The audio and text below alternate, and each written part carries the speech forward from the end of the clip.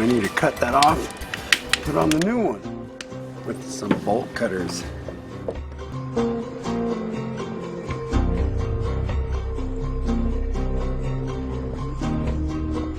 I have a post cleaner here.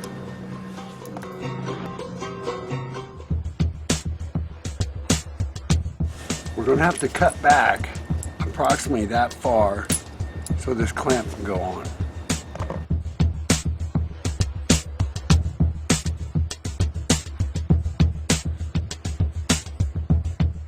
Be careful when using a razor knife.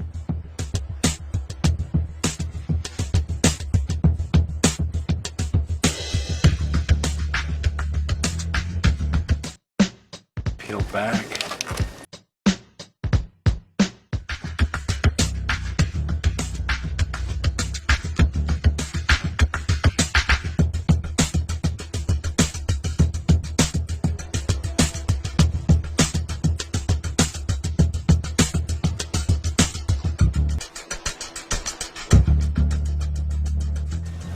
Double check these, make sure they're good.